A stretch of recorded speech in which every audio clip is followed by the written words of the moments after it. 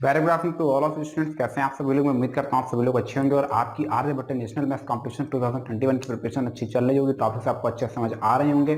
कुछ स्टूडेंट्स लगातार कमेंट करके पूछ रहे हैं एग्जाम डेट के बारे में, तो मैंने इंट्रोडक्टरी क्लास जो इसकी बना रखी है, इंट्रोडक्शन क्लास, आप फर्स्ट वीडियो को देखेंगे regarding to the Aryabhatta national maths competition, तो वहाँ पर मैंने इन सारी चीज़ों का डिटेल दे रखा है। साथ ही साथ कुछ बच्चों की रिक्वायरमेंट थी कि पेपर पैटर्न में जो लैंग्वेज होगा वो क्या होगा, तो बच्चा लैंग्वेज प्योर इंग्लिश होगा। इसके पहले का जो पेपर था वो मैंने देखा होगा और उस पेपर में लैंग्वेज प्योर इंग्लिश थी। Pure English in the sense में बाइलिंगुअल नहीं था और कोई भी अदर लैंग्वेज नहीं थी, आपको केवल पेपर इंग्लिश में ही देखने को मिलेगा। अब दूसरा सवाल यहाँ से ये रेज होता है कि अगर पेपर इंग्लिश में देखने को मिलेगा तो आखिरकार मैं हिंदी में ये सब चीजें क्यों समझा रहा हूँ या क्वेश्चन हिंदी में क्यों दे रहा हूँ। बच्चा सीपीक्यूएस मैंने आपका देखा हुआ है, सीपीक्यूएस में जितने भी क्वेश्चन पुटअप किए गए हैं वो सारे क्वेश्चन जिस बुक से मैं पढ़ा रहा हूँ उस बुक से ही आए हैं। एक एक क्वेश्चन वहां पर जितने भी क्वेश्चन इन्वॉल्व हैं वो सारे के सारे इस बुक से ही हैं। हालांकि बुक प्रेजेंट टाइम पर मार्केट में अवेलेबल नहीं है। साथ ही साथ आप बुक का देख रहे होंगे तो बुक का पेज भी आपको पीला देखने को मिलता है, जो भी यहाँ पर अटैच की जाती हैं पेजेस की जो भी कुछ शॉर्ट्स हैं। तो इसलिए जो पढ़ा रहे हैं जिस तरीके से पढ़ा रहे हैं उसी तरीके से कवर करने की कोशिश करेंगे। चलिए देखते हैं कि आज की क्लास में हम लोग क्या सीख सकते हैं। हमारा जो आज का बच्चा टॉपिक होगा वो होगा परसेंटेज। परसेंटेज और फ्रैक्शन में बहुत ज्यादा अंतर नहीं होता। परसेंटेज 100 पर डिफाइन होता है जबकि फ्रैक्शन आप जानते हैं 1 पर डिफाइन होता है। देखते हैं बच्चा कि क्या कर सकते हैं। क्वेश्चन नंबर 2 से क्लास की शुरुआत करेंगे। क्वेश्चन नंबर 2 से क्लास की शुरुआत हम लोग करेंगे। कहा जा रहा है यदि y का 80% x है, y का 80% x है। अच्छा, ये रहा x, ये रहा y। याद रखना बच्चा, हम लोग परसेंटेज पर चल रहे हैं तो हमारे पास जो काम क्वेश्चन में x करेगा वो काम हम 100 से कराएंगे। क्या समझे? जो काम क्वेश्चन में x करेगा वो काम हम किससे कराएंगे? 100 से कराएंगे। क्या बात कही जा रही है? कहा जा रहा है कि y का 80% x है तो y मतलब 100 रहा होगा। अब 100 का जब 80% जनरेट करोगे तो 80 जनरेट हो जाएगा। कितना जनरेट होगा? 80। कह रहा है y का 80% x है तो x का कितने परसेंट y है। हाँ, इस टाइप के क्वेश्चन अच्छे होते हैं। ठीक है, y का अगर 80% x है तो x का कितने परसेंट y होगा। चलो देखते हैं बच्चा। सबसे पहले इस यहाँ पर ये जो बात लिखी हुई है इसको समझने की कोशिश करते हैं। 80 हमको मिल कैसे रहा है? हमको मिल रहा है x अपॉन y इंटू 100, तभी तो 80% मिलेगा। परसेंटेज के लिए 100 से मल्टीप्लाई कराना होता है और x 80% है किसके रिस्पेक्ट में? y के रिस्पेक्ट में, तो y नीचे आ गया। अब बच्चा इसी सीरीज को अगर हम थोड़ा सा रिवर्स करके देखें तो आपसे कहा जा रहा है कि x कितने, x का कितना प्रतिशत है y, यानी x का कितना परसेंट y है। तो x का कितना परसेंट y है तो बच्चा इन दोनों को क्या कर दो, आपस में रिवर्स कर दो। परसेंटेज के लिए 100, y मतलब आपको कितना दे दिया गया है? 100, x कितना दे दिया गया है? 80। यहाँ से बच्चा कितना मिल जाता है? 100, ये मल्टीप्लाई करा दिया 4 से 25, 4 2 जा 2 से यहाँ करा 50, सॉरी 5। यहां से बच्चा सिंप्लीफाई कर दिया तो हमें देखने को मिलता है 125। कितने परसेंट है? 125% है। अब एक चीज याद रखना, परसेंटेज में पूरी परसेंटेज थ्योरी पर ये कंसेप्ट काम करेगा, ये बिल्कुल एकदम याद कर लेंगे। अगर कभी भी 25% दिया जा रहा है तो 25 का कनेक्शन हमेशा 20 से होगा। 25% किसी चीज में इंक्रीमेंट किया जा रहा है, फिर पूछ रहा है कितने परसेंट डिक्रीमेंट होना चाहिए, तो 20% का डिक्रीमेंट होना चाहिए। जैसे क्वेश्चन में देखो कितने परसेंट का डिक्रीमेंट हुआ? 20% का डिक्रीमेंट हुआ। तो इंक्रीमेंट कितने का हो गया?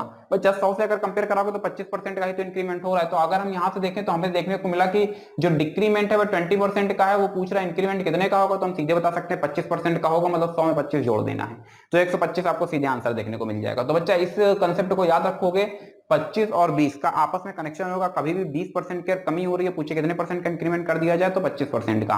याद रखेंगे ये बात सीधे 100 पर लागू होती है, बाकी अन्य नंबर्स पर लागू नहीं होती है। आइए जरा समझने की कोशिश करते हैं और देखते हैं कि क्या हो सकता है। क्वेश्चन नंबर 3 की तरफ हम लोग बढ़ रहे हैं। क्वेश्चन नंबर 3 की तरफ हम लोग बढ़ रहे हैं। कहा जा रहा है एक मकान का बीमा मूल्य के 4/5 राशि के लिए किया गया था। उस पर प्रीमियम की राशि 1.3% की दर से 910 रुपए। अच्छा, देखते हैं भाई क्या हो सकता है। क्वेश्चन नंबर 3 में हमने मान लिया कि जो मूल्य है मकान का, जो मूल्य है बच्चा 100 रुपए है।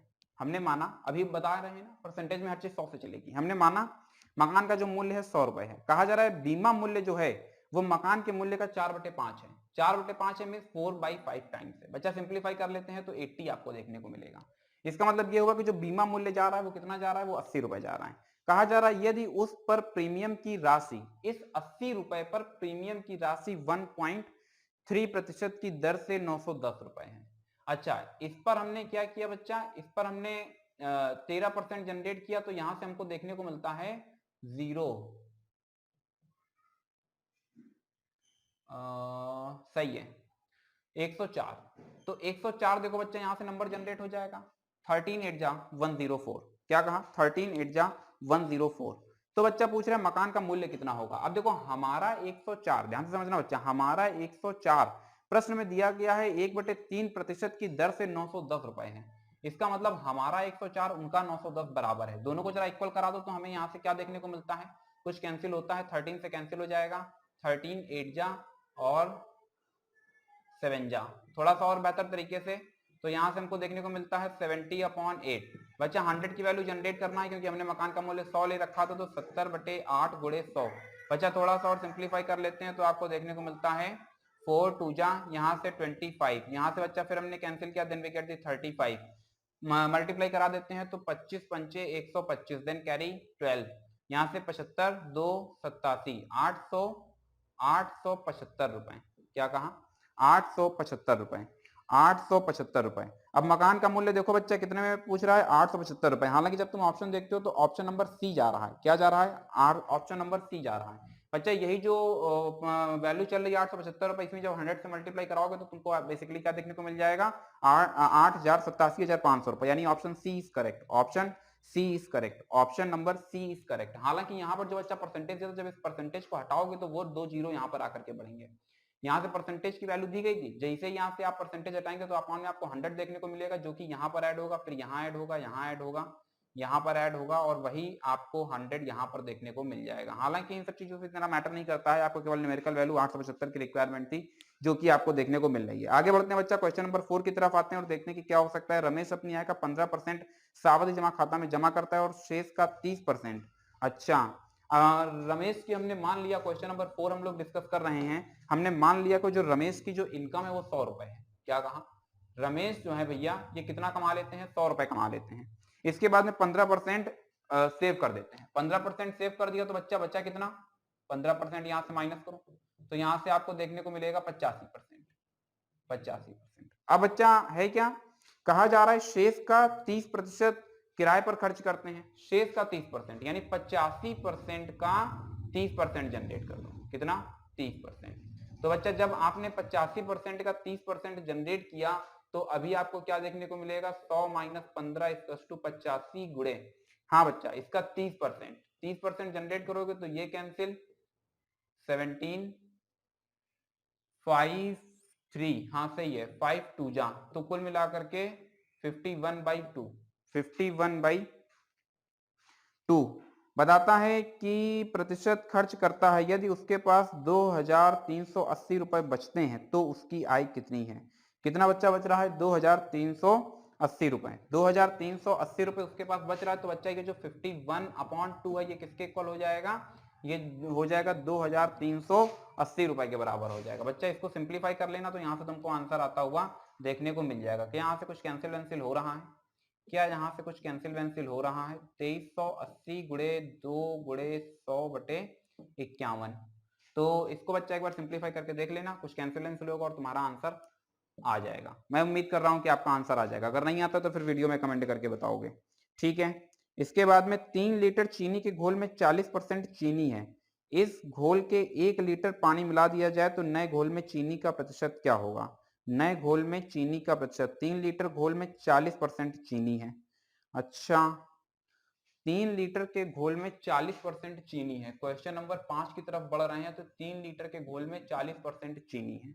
कहा जा रहा है यदि इस घोल में 1 लीटर पानी और मिला दिया जाए तो घोल में चीनी का प्रतिशत, चीनी का प्रतिशत घोल में 1 लीटर और मिला दिया गया तो चीनी का प्रतिशत अगर सिंप्लीफाई करते हैं तो शायद 30% आ रहा है।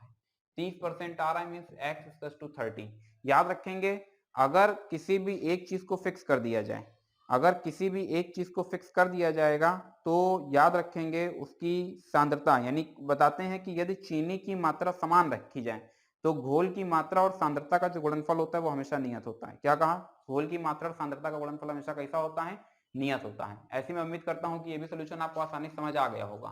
तो 3 लीटर पानी में 1 लीटर, 3 लीटर मिश्रण में 1 लीटर पानी मिला दिया गया तो 4 × x ओवरऑल यहाँ से अभी आपको ये देखने को मिल रहा है। क्वेश्चन नंबर 5 के बाद में बच्चा अब हम लोग नेक्स्ट क्वेश्चन की तरफ बढ़ते हैं और देखते हैं कि क्या हो सकता है। हालांकि क्वेश्चन नंबर 2 यहाँ पर जो बताया गया है वो आपके लिए इंपॉर्टेंट है।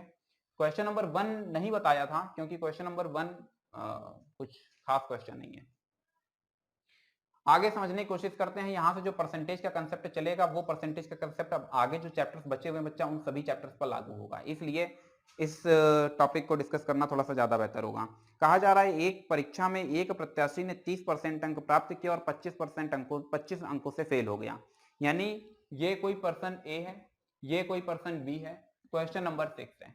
अच्छा, ए ने 30% अंक प्राप्त किए और 25 अंकों से फेल हो गया, जबकि दूसरे प्रत्याशी ने 40% अंक प्राप्त किए और 25 अंक अधिक प्राप्त किए। अच्छा, पास होने के लिए अंकों का प्रतिशत, पास होने के लिए अंकों का प्रतिशत, एक 30%, एक 40%। अंतर निकालोगे, एक में बच्चा वो 25 अंकों से फेल हो रहा है, यहां पर -25, एक में वो 25 अंक अधिक प्राप्त कर रहा है, एक में 25 अंक अधिक प्राप्त कर रहा है। दोनों का अगर अंतर निकालें 30 और 40, अगर दोनों का अंतर निकालेंगे तो ये डिफरेंस कितने का क्रिएट हो जाएगा? ये डिफरेंस 10% का क्रिएट हो जाएगा। जबकि इन दोनों का अगर हम डिफरेंस निकालते हैं तो ये कितने का आ जाएगा? 50 आ जाएगा। बच्चा 25 माइनस 25 करोगे तो बच्चा यहाँ से 50 आ जाएगा, ये बताना चाह रहे हैं। माइनस का 25 बच्चा, ये 10%, ये 50% के क्या है? बराबर है। तो बच्चा इसको 100 में बदलना है तो यहाँ से बोथ साइड हमें 10 से मल्टीप्लाई कराना होगा। तो इसका मतलब बच्चा, अच्छा, पास होने के लिए अंकों का प्रतिशत, यानी कुल हमें पता चल गया है कि 500 अंकों का, वो जो भी बात हो रही है वो 500 अंकों का कुल है जिसपे ये हमें परसेंटेज जनरेट करना है। ठीक है, 500 का 30%, 30% पहले जनरेट करो तो आपको देखने को मिलेगा 150। अब वो 25 अंक से फेल हो गया था, यानी अगर इसको 25 अंक और दे दिए जाएं तो ये पास हो जाएगा। तो इसका मतलब 175 पासिंग मार्क्स जो होगा वो कितना होगा? 175।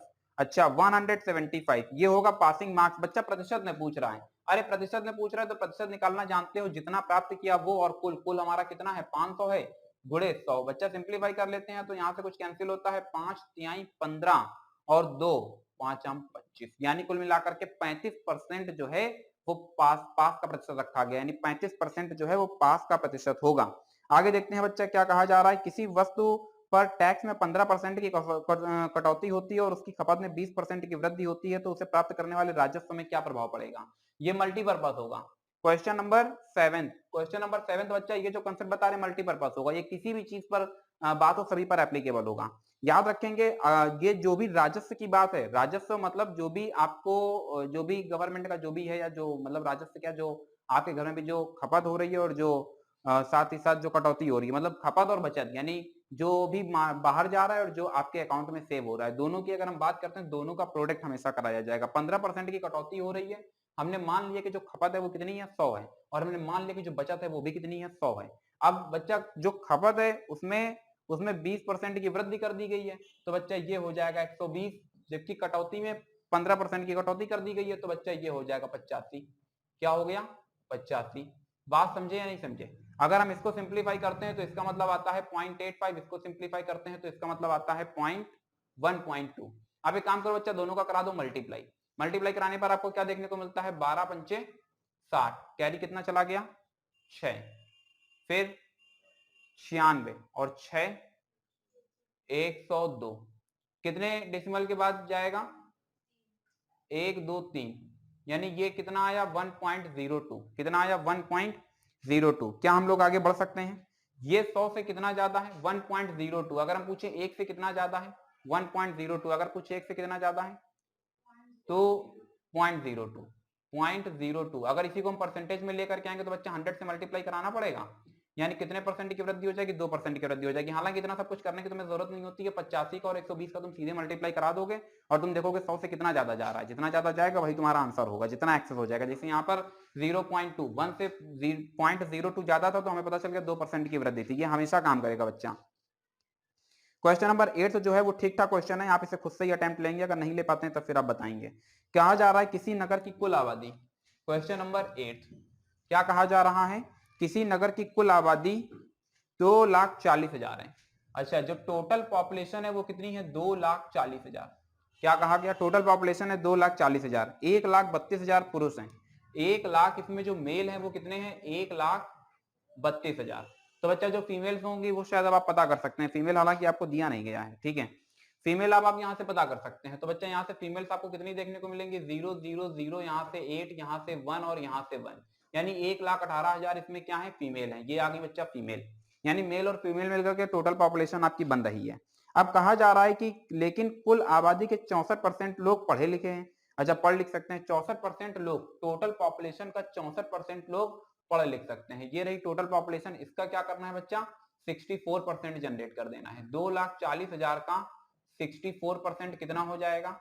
ये दो यहां से कैंसिल हो जाते हैं। क्या मल्टीप्लाई करा पाएंगे? 2 जीरो यहां से, फिर 24 और फिर 64। बच्चा एक काम करना, इसको मल्टीप्लाई करा लेना, इसको मैनुअली प्रोसीड किया जाएगा और इसका कोई दूसरा तरीका नहीं है। हालांकि इसमें जो कॉम्प्लिकेटेड बात है वो बता देते हैं। प्रत्येक के 100 पुरुष में से 90 पढ़ लिख सकते हैं। ये जो बात लिखी गई है, प्रत्येक के 100 पुरुष में से 90 पढ़ लिख सकते हैं, इसका मतलब ये है कि प्रत्येक के 100 पुरुष, यानी अगर 100% पुरुष की बात करें तो 90% पुरुष ही उसमें पढ़े लिखे हैं। मेरी बात समझे? यानी प्रत्येक के 100 पुरुष में 90 पढ़े लिख सकते हैं। इसका मतलब यह है कि केवल 90% लोग ही पढ़े लिखे हैं। वो 90% को उन्होंने लैंग्वेज थोड़ा सा घुमा दिया है। इसका मतलब बच्चा ये है कि जो मेल वाली पॉपुलेशन की चल रही है, इसका तुम जनरेट करोगे 90%, तो वहां से तुमको बेसिकली पता चलेगा कि इतनी मेल की टोटल पॉपुलेशन में कितने लोग पढ़े लिखे हैं। फिर आगे जो भी क्वेश्चन में कह रहा है आप आसानी से कर सकते हैं, कोई बहुत ज्यादा कॉम्प्लिकेटेड नहीं है। नेक्स्ट क्वेश्चन की बात करते हैं। खाना पकाने वाली गैस के मूल्य में 25% की वृद्धि कर देने पर एक परिवार को गैस के प्रयोग में कितने % की कटौती करनी होगी? बहुत बढ़िया सवाल है। शायद अभी तक आप लोग आंसर भी समझ चुके होंगे कि इस प्रश्न का उत्तर क्या है, क्योंकि अभी क्लास की शुरुआत में ही मैंने ये कंसेप्ट अभी आपको सिखाया था। हालांकि फिर भी कुछ लोगों को अगर नहीं समझ आया तो मैं एक बार फिर से इसे एक्सप्लेन कर देता हूं। मैं अभी आपको समझा रहा था कि परसेंटेज में दो नंबर्स के बीच में हमेशा एक रिलेशन होता है, और वो दो नंबर्स क्या थे? एक था 20 और दूसरा था 25। क्वेश्चन नंबर शायद 9 की तरफ हम लोग बढ़ रहे हैं। क्वेश्चन नंबर 9, बिल्कुल। खाना पकाने वाली गैस के मूल्य में 25% की वृद्धि होगी। तो बच्चा आप देख करके बता सकते हैं कि ऑप्शन बी इज करेक्ट। 20% इसका आंसर होगा।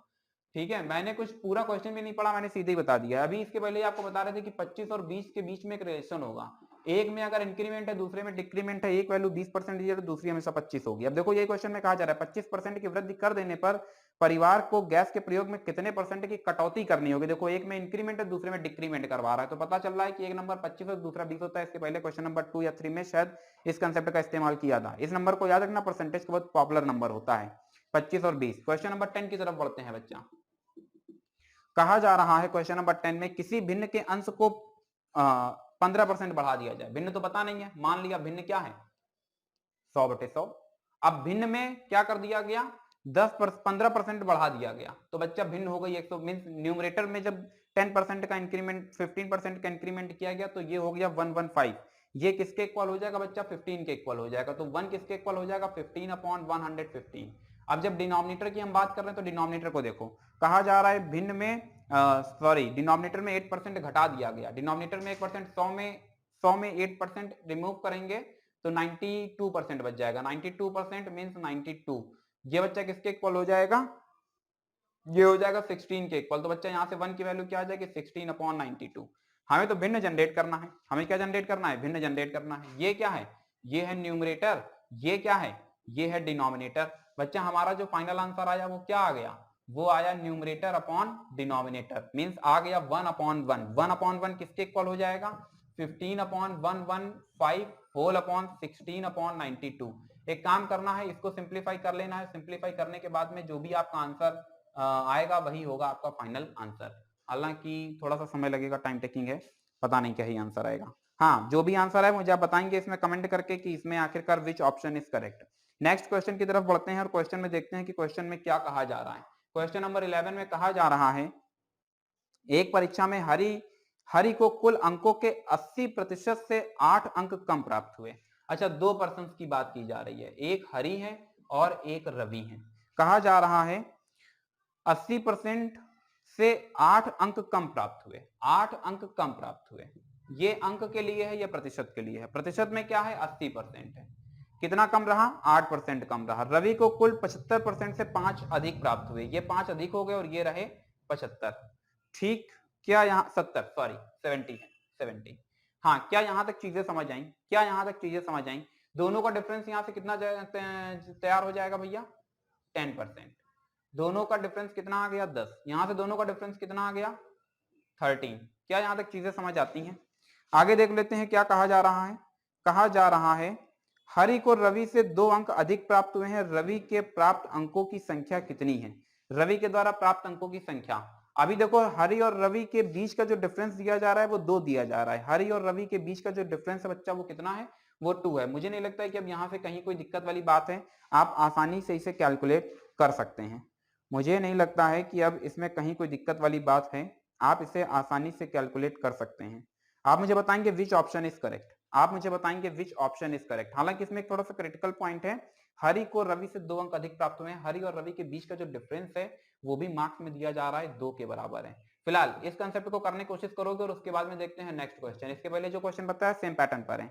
क्वेश्चन नंबर 12 की बात करते हैं। क्वेश्चन नंबर 12 में कहा गया है एक विद्यार्थी ने एक परीक्षा में 20 अंक प्राप्त किए और 10 अंकों से फेल हो गया। एक अन्य विद्यार्थी ने 42% प्राप्त किए और पास होने के लिए न्यूनतम अंकों से 1 अंक अधिक प्राप्त किया। न्यूनतम अंकों से 1 अंक अधिक प्राप्त किया मतलब क्या हुआ? मतलब इसमें क्या हुआ बच्चा, सेम वर्किंग और सेम प्रोसेसिंग चल रही है। ये ए रहा, ये बी रहा। एक हिस्सा परसेंटेज के लिए तैयार होगा और दूसरा हिस्सा मार्क्स के लिए तैयार होगा। एक में बात की जा रही है 20%, ये रहा 20%। दूसरे में बात की जा रही है 42%, 20%, 42%। एक में कहा जा रहा है 10 अंकों से फेल हो गया मींस -10। दूसरे में कहा जा रहा है न्यूनतम अंकों से 1 अंक अधिक प्राप्त किया मतलब प्लस का 1। इन दोनों का अगर हम डिफरेंस निकालते हैं तो कितना आ जाता है 22, जबकि इन दोनों का डिफरेंस निकालते हैं तो क्या आ जाता है 11। ये डिफरेंस दोनों क्या हो जाते हैं बच्चा 11 मींस इक्वल हो जाते हैं। तो यहां से हमें क्या देखने को मिलता है 22% इक्वल्स टू 11। तो यहां से 2% इक्वल्स टू 2% इक्वल्स टू 1।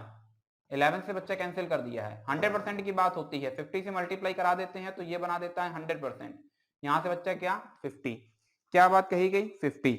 यानी परीक्षा में अधिकतम अंकों की संख्या क्या है 50 है। परीक्षा में अधिकतम अंकों की संख्या क्या है 50 है। हालांकि इसके पहले जो सवाल किया था उसमें अधिकतम अंकों की संख्या 500 आ रही थी। मैं उम्मीद करता हूं कि टॉपिक आपको अच्छे समझ आ रहा होगा, आप इसे बेहतर तरीके से कॉम्प्रीहेंड कर पा रहे होंगे। आगे देखते हैं बच्चा क्या बात कही जा रही है। क्वेश्चन नंबर 13 जो है वो मैनुअली प्रोसीड किया जाएगा। क्वेश्चन नंबर 13 बच्चा मैनुअली प्रोसीड किया जाएगा। क्वेश्चन नंबर 14 की तरफ बढ़ रहे हैं और ये थोड़ा सा अच्छा सवाल होगा। कहा जा रहा है केवल 2 प्रत्याशियों के बीच लड़े गए एक चुनाव में एक प्रत्याशी कुल पड़े मतों का 56% प्राप्त कर। हाँ ये बढ़िया सवाल है। यहां से देखना ये उम्मीदवार वाले ये जितने भी इलेक्शन वाले क्वेश्चन होते हैं यहाँ से क्वेश्चन बनते हैं। फिलहाल लगभग हर कॉम्पिटिशन में इलेक्शन से क्वेश्चन जनरेट होते हैं। देखते हैं बच्चा आज की क्लास में हम लोग इस पर क्या काम कर सकते हैं। कंसेप्ट थोड़ा सा पेचीदा होगा लेकिन समझने की कोशिश करेंगे। 2 प्रत्याशी हैं, 2 प्रत्याशी हैं, ये रहा ए और ये रहा बी। हम लोग बढ़ रहे हैं क्वेश्चन नंबर 14 की तरफ। क्वेश्चन नंबर 14 की तरफ 2 प्रत्याशी हैं। अच्छा, एक प्रत्याशी कुल पड़े मतों का 56% प्राप्त कर लेता है। 56% कुल पड़े मतों का प्राप्त किया तो कितना प्राप्त नहीं कर पाया, कितना प्राप्त नहीं कर पाया माइनस कर दिया 44% वो नहीं प्राप्त कर पाया। ठीक है, अब जो नहीं मिला वो किसको मिला, वो बी को मिला। जो मिला ए को वो 56%, जो मिला बी को वो मिला 44%। कह रहा है 56% प्राप्त कर 1440 मतों से जीत गया। 1440 मतों से जीता मतलब दोनों का जो डिफरेंस दिया गया है वो कितना दे दिया गया है 1440। बच्चा इन दोनों का डिफरेंस जनरेट करोगे तो कितना आ जाएगा 12%। यानी 12 सीधे 12% किसके हो गया 1440 के, तो 1% इसका किसके हो जाएगा 120 के, तो 100% किसके हो जाएगा 12,000, 12,000। यानी कुल पड़े मतों की संख्या कितनी हो जाएगी 12,000 हो जाएगी। अद्भुत विद्या है, बस इसमें एक हिस्सा तुम्हें हाइड होता है इसलिए 100 से माइनस करके जो यहाँ पर वैल्यू आती है फिर उसको तुम्हें वापस से माइनस करना होता है। हालांकि बहुत ज्यादा कॉम्प्लिकेटेड नहीं है, आप आसानी से कर सकते हैं। क्वेश्चन नंबर 15 की अगर हम बात करते हैं तो बच्चा ये आप मैनुअली करेंगे। कहा जा रहा है परीक्षा में 3 प्रश्न पत्र हैं, प्रत्येक के 50 अंक हैं। प्रत्येक के कितने अंक हैं 50 अंक हैं। एक विद्यार्थी प्रथम प्रश्न पत्र में 60%, ये देखिए ये क्या है, ये कंफ्यूज कर रहा है। ये बच्चा क्या कर रहा है कंफ्यूज कर रहा है। यहां पर देखिए मार्क्स और यहां पर परसेंटेज और यहां पर एक्चुअल वैल्यू। 50 अंक का पेपर है, साफ साफ कहा जा रहा है 50 अंकों का पेपर है। फिर कहा जा रहा है एक विद्यार्थी प्रथम प्रश्न पत्र में 60% प्राप्त करता है। अरे बेवकूफ बना रहा है, 60% का मतलब क्या हो गया 35। 30 आएगा यार, ठीक है। सेकंड में क्या कहा जा रहा है, 70% अंक प्राप्त करता है, 70% मतलब 35 अंक प्राप्त करता है।